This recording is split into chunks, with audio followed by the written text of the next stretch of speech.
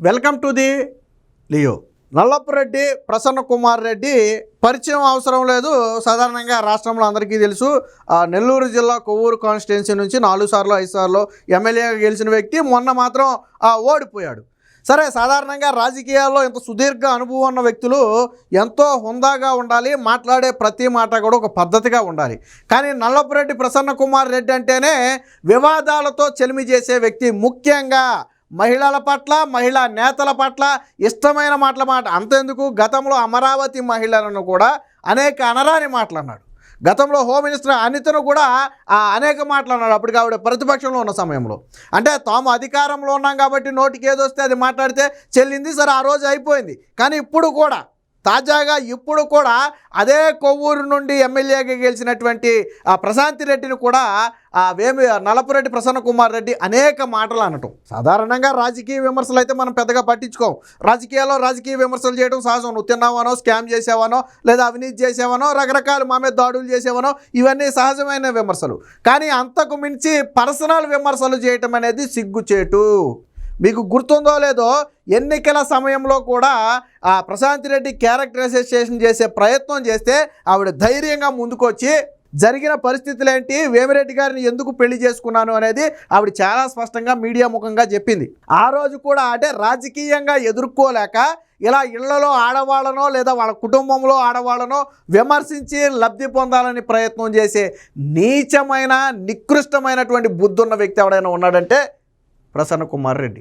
మరి ఇంత సుదీర్ఘ అనుభవం ఉండి రాజకీయాల్లో ఇలాంటి మాటలు మాట్లాడటానికి, ఇలాంటి చేతలు చేయడానికి సిగ్గులేదా?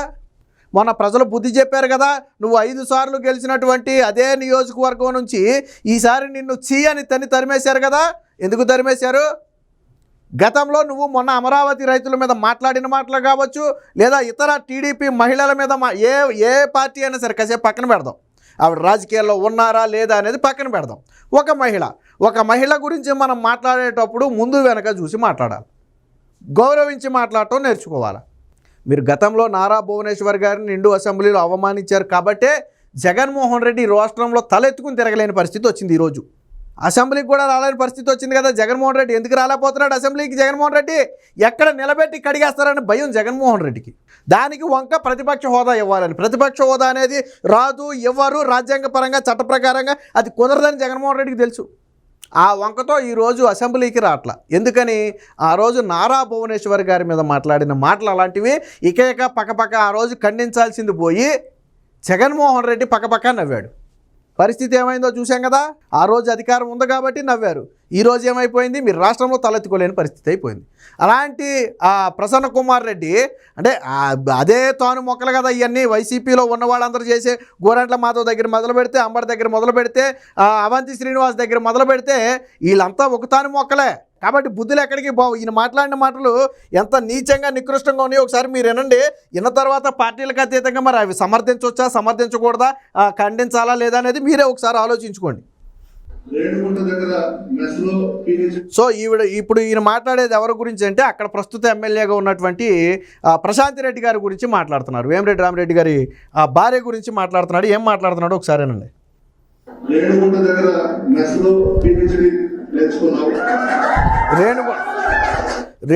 దగ్గర మెస్లో పిహెచ్డి నేర్చుకుందంట. వేరే అక్కడ నేర్చుకుందంట. బెంగళూరులో పిహెచ్డి అంట, హైదరాబాద్లో పిహెచ్డి అంట, మద్రాసులో పిహెచ్డి అంట,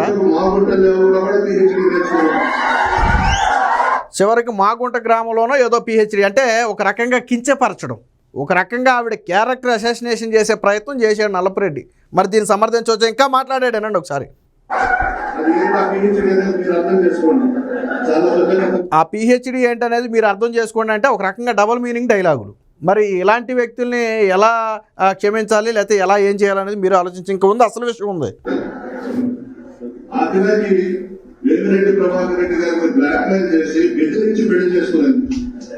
అర్ధరాత్రి వేమిరెడ్డి ప్రభాకర్ రెడ్డి గారిని బ్లాక్మెయిల్ చేసి బెదిరించి వేమిరెడ్డి ప్రశాంత్ రెడ్డి గారు పెళ్లి చేసుకుందని చెప్పి నల్లపురెడ్డి చెప్తున్నాడు. ఇంకా ఎక్కడితో ఆగలా, ఇంకేం చెప్పాడో చూడండి.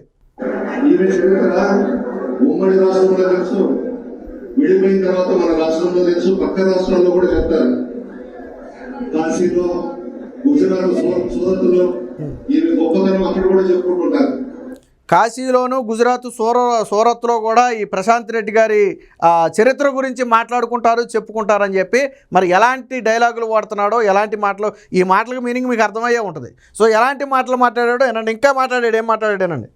అది కూడా వదిలిపెట్టలేదు. కానీ నువ్వు పీహెచ్డీలో చేసినటువంటి కనుక ఎవరు చేయలేదు. నీ చరిత్రని ప్రసాద్ రెడ్డి గారు అడిగారు, ప్రభాకర్ రెడ్డి గారిని పెళ్లి చేసుకోకముందు నీ చరిత్ర ఏందమ్మా అని అడిగాడు చంద్రబాబు ప్రసాద్ రెడ్డి గారు. ఆ ప్రభాకర్ రెడ్డి కూడా మనసు బాగుండట్లేదు, మొహం అంతా ఇప్పుడు రికార్డేషన్స్ అతన్ని నా ఇంట్లో పెడుతున్నట్టుంది. ప్రశాంత్ వేమిరెడ్డి గారికి ఆయన మనసు కూడా బాగుండట్లేదు, రామిరెడ్డి గారి మనసు, ఆయన్ని ఎన్ని బాధలు పెడుతుందో అని చెప్పి మాట్లాడుతున్నారు. అంటే ఒక కుటుంబంలోని వ్యవహారాలను కూడా వ్యక్తిగతంగా విమర్శించే ప్రయత్నం చేసి ఆ కుటుంబం మొత్తాన్ని కూడా బజారును పెట్టే ప్రయత్నం నిన్న నల్లపురెడ్డి కావాలని కావాలి. నిన్న అసలు వాళ్ళు మాట్లాడిన సభ వేరు,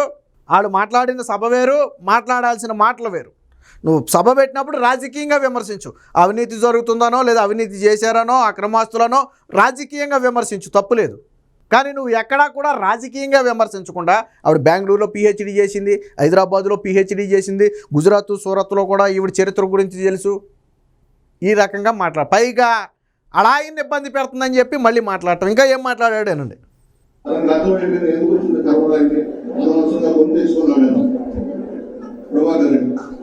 అతను బాగలేడు. నేనైతే ప్రభాకర్ రెడ్డి ఒకటే చెప్తున్నా, ప్రభాకర్ అన్న నువ్వు నిజంలో అంతా సరిపోతావు. చూడండి ఎంత మాట అన్నాడో, మళ్ళీ ఒకసారి అనండి, చెప్తాను నేను. అతను బాగలేడు. నేనైతే ప్రభాకర్ రెడ్డి ఒకటే చెప్తున్నా, ప్రభాకర్ అన్న నువ్వు నిజంలో అంతా సరిపోతావు. బయట ఎక్కడో తగ్గింది లేవేస్తా, జాగ్రత్తగా ఉండు. ఆ రాజమండ్రి నిద్రపోయేటప్పుడు నీ దగ్గర 1000 కోట్లు ఆస్తులు ఉన్నాయి, నువ్వు మంచివాడు అని చెప్పి నెల్లూరు జిల్లా అనుకుంటున్నారు, నీకు మంచి తెలివితేటలు ఉన్నాయని అనుకుంటున్నారు. ఆ జట్టులో చిక్కుపోయిన ప్రభాకర్ రెడ్డి.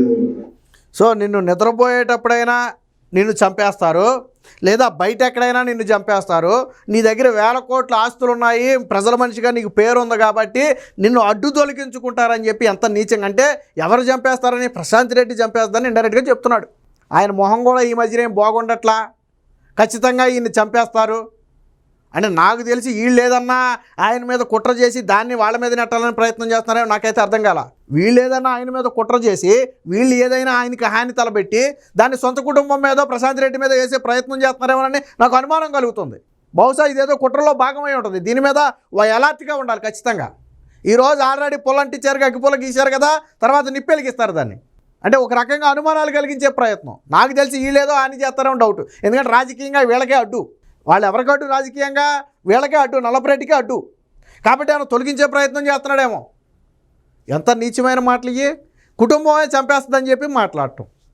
ఈ మాటలు పక్కన పెట్టి ప్రశాంత్ రెడ్డి గారు ఇంకో మాట కూడా అన్నాడు, ఒకసారినండి.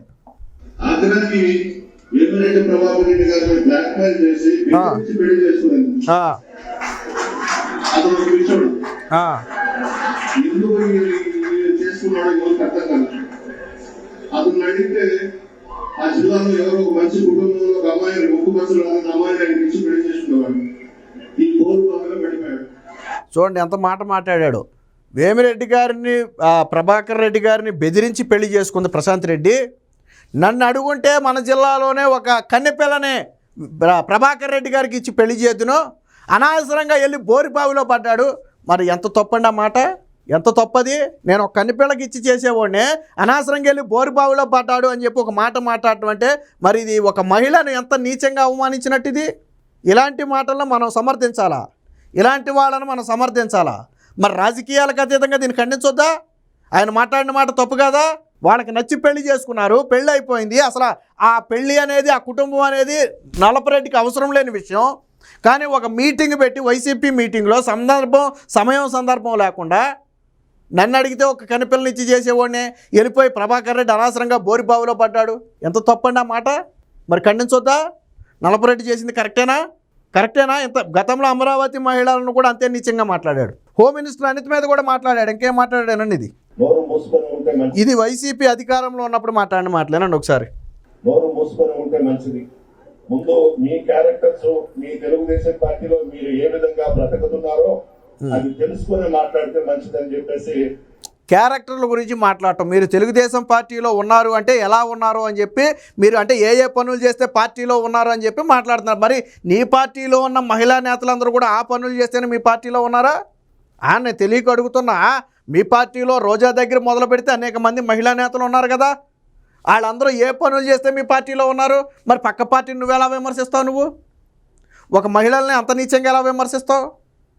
దాంతోపాటు ఇంకేం మాట్లాడాడేనండి, బాగా సింగారించుకొని వచ్చింది. నేను మాట్లాడకూడదు, ఒక మహిళ మరి ఎందుకు వచ్చిందో నెల్లూరు జిల్లాకి ఎవరు తీసుకొచ్చినారు అంటే నీ జిల్లాకి ఒక మహిళ వస్తే వాళ్ళని సింగారించుకుని వచ్చిందని మాట్లాడతావా? అంటే సింగారించుకుని ఎందుకు వచ్చిందో నాకు తెలియదు, ఇండైరెక్ట్గా క్యారెక్టరైజేషన్ చేయటం. ఒక మహిళ సింగారించుకుని ఎందుకు వచ్చిందో నాకు తెలియదు అని చెప్పి ఆ క్యారెక్టరైజేషన్ ఏం చేయడు. ఇది అధికారంలో ఉన్నప్పుడు మాట్లాడింది. అంటే వీళ్ళ సంస్కృతే మహిళలను కించపరచడం, ఇంట్లో ఆడవాళ్ళని కించపరచడం. నాకు అర్థం కాని విషయం ఏంటంటే, మరి వాళ్ళ ఇంట్లో ఆడవాళ్ళు లేరేంటో నాకు అర్థం కావట్లా. నీ ఇంట్లో ఆడవాళ్ళైనా పక్కింట్లో ఆడవాళ్ళైనా ఒకటే. మీ ఇంట్లో ఆడవాళ్ళకి ఎంత ఆత్మగౌరవం ఉంటుందో పక్కన వాళ్ళకు కూడా అంత ఆత్మగౌరవం ఉంటుంది.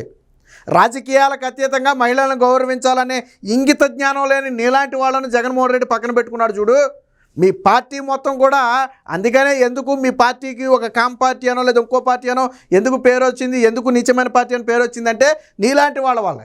గోరంట్ల అవంతి లేకపోతే అంబటి రాంబాబు ఇలాంటి వాళ్ళందరూ చిట్టాలాగితే నీలాంటి వాళ్ళే బయటకు వస్తారు.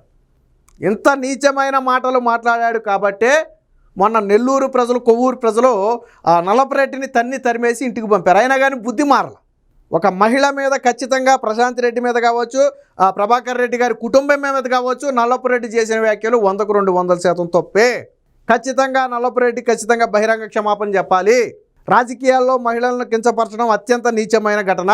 జగన్మోహన్ రెడ్డి అయినా ఖండించాలి. గతంలో రోజానేదో టీడీపీనేతో మాట అన్నాడని చెప్పి వారం రోజులు పొలవమంట ఏడ్చుకుంటూ మీడియా ముందుకు వచ్చి కూర్చుంది. కాబట్టి ఖచ్చితంగా నల్లపురెడ్డి ప్రసన్న కుమార్ రెడ్డి, వేమిరెడ్డి ప్రభాకర్ రెడ్డి కుటుంబానికి ఖచ్చితంగా క్షమాపణ చెప్పాల్సిందే. లేకపోతే వచ్చే ఎన్నికల్లో కానీ లేదా ప్రజల్లో తిరిగినప్పుడు కానీ రాష్ట్రంలో ఉన్న మహిళలే ప్రసన్న కుమార్ రెడ్డికి బుద్ధి చెప్తారు. Please subscribe to Leo news for more videos.